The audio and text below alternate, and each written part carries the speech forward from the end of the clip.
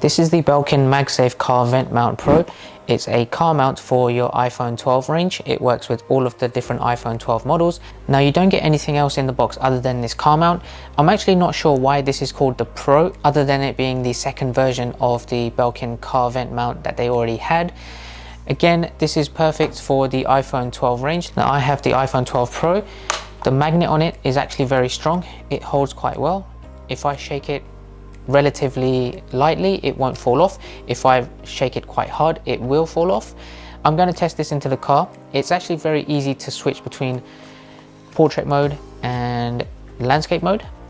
So if you want to have it visible horizontally or vertically, you can do that. All you have to do is twist it, or you can just put it down, but you'll have to kind of find the right position. It will kind of clip into place when you're repositioning it onto the actual mount. On the back, you can actually reposition the handle any direction, and it is pretty strong, so you have to put a little bit of force onto it.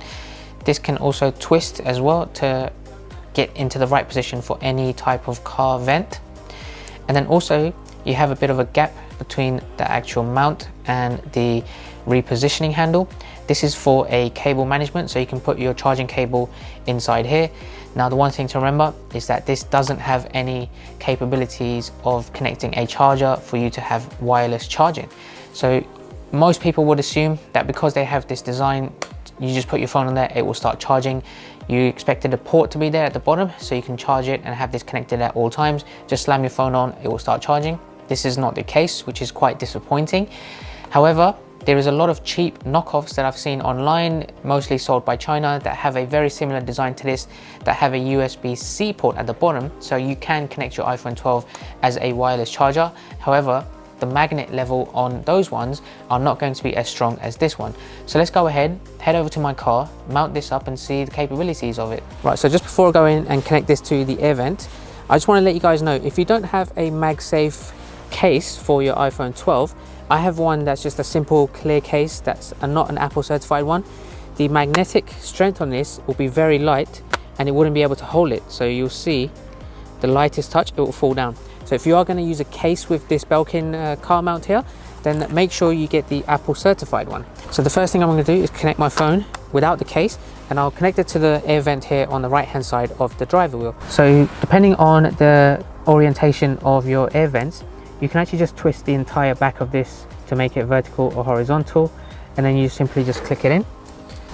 Now the one thing I'm really confident about with this is the magnet on it is very strong. However, if you are going to be twisting this in a sort of landscape mode, then make sure you take it out, then twist it manually, because this is very heavy duty, and if you have a lightweight plastic on your air vents, then it could break and snap if you try to force the twist. So now let me go ahead and connect it here. Just make sure nothing is in the way, because your phone is going to be slightly higher than that. So I'll put it like this. There you go. You have to sometimes adjust it so it clicks into place, but you will hear a slight click. But as you can see, it's pretty solid. Even if I'm moving just the phone around and nothing else, it isn't popping off, it's staying solid. So when I'm driving, it will be very easy to just maintain that same position, and it's not going to fiddle around, drop or change orientation in any way possible. So the one thing I do like about this Belkin car mount is that it's very heavy duty, and I have a lot of faith and comfortability knowing that it will keep my phone secure. Let's go ahead and move it into the central panel now of the car. In my Range Rover Velar, I have this large central screen here, which will get in the way of the air vent there. So what I'm going to do is now make this into a horizontal mode and just connect it like this. So as you can see, I have a phone mount on the dash already. This one just clips the phone into place. I'll give you an example, like so. And it's very easy. I can just twist it and face it in different directions. But of course, I have to reach for it. I have to manually put it into place. I have to make some adjustments to make it into vertical mode to hang it on there. But this makes it very easy. All I have to do is just snap it into place and I'm ready to go. And to make it vertical, obviously, all you have to do is just twist it. It maintains the strength. It's very strong. It's not going to be moving. But of course, I need the screen to open. So in this position, I will always leave it in horizontal landscape mode like this. And actually it looks quite nice. It looks like it's floating, and when I turn the car on, this screen comes out, so I feel like I'll have a triple screen setup. So I've got one at the bottom, I've got one there in the middle, and I'll have my phone there at the top. Now the last thing I wanted to showcase to you guys is a little bit about the cable management. So if you look at the back of this, I have my cable just hidden behind the screen here. This basically says you can get your cable to go around the back of this, but if you take a closer look here, the cable that I have is not the official Apple one. It's a slightly longer one, so I can reach from my USB port in the car to this mount. It's a bit thick and I can't easily squeeze it into the back of this, so I don't think the design is, you know, perfectly great for the cable management. I've seen a lot of cables that are around the same width as this cable that I have, and it's not going to be very easy to squeeze it in. And plus, I wouldn't want my cable to be just hanging around the back of that, getting in the way of screens and steering wheels and all these kinds of things. So that's probably a really bad design. If they did go for the charging port underneath like this, I think that would have been so much better. So what I have to do is just have this in there like this, connects my phone like that, and then have the cable connected like that, which makes it not too bad. It's easy to do and I'll have to live with it like that, but again, I think it does a great job overall in that sense. So now the last test I want to do is go for a quick drive, maybe go over some speed bumps, and to see how strong this is and how much it maintains its strength without shaking or moving positions.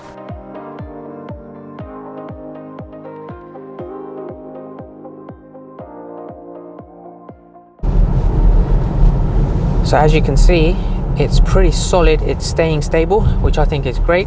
And for me, that's the most key thing about this, is the fact that it will maintain that strong magnetic field on the phone and the car mount as well. A little bit of this road is uneven, but I'm going to be going over a speed bump now as well, and you'll see that it wouldn't even move an inch. And there we go, it's comfortable.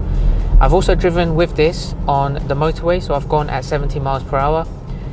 And it's really maintained it even at high speed, so I don't feel like this is going to move in whatever condition you'll drive this in. So the best thing I think to have this in the landscape orientation is that when you use this as a satellite navigation, it'll be so quick and easy just to set it up and then start navigating your way to wherever you want to go.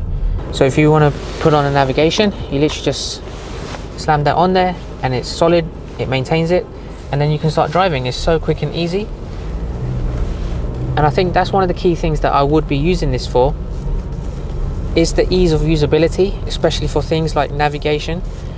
Even if I have my Spotify on there and my navigation on there, it'll be easy for me to switch between songs whilst not taking my eye off the road. So in that sense, I think it's actually quite worth it.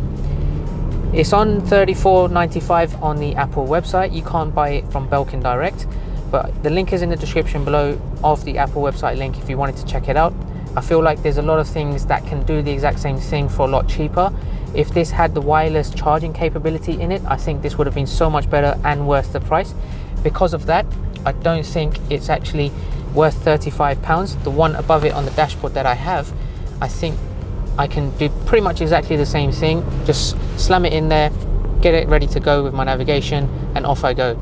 It's not too much different, other than this being a little bit closer and easier to mount than on the dashboard. Alright guys, if you found that useful, make sure you like this video. Otherwise, I hope you subscribe, and if you have any questions, drop them down below. Otherwise, I'll catch you guys next time. Take care.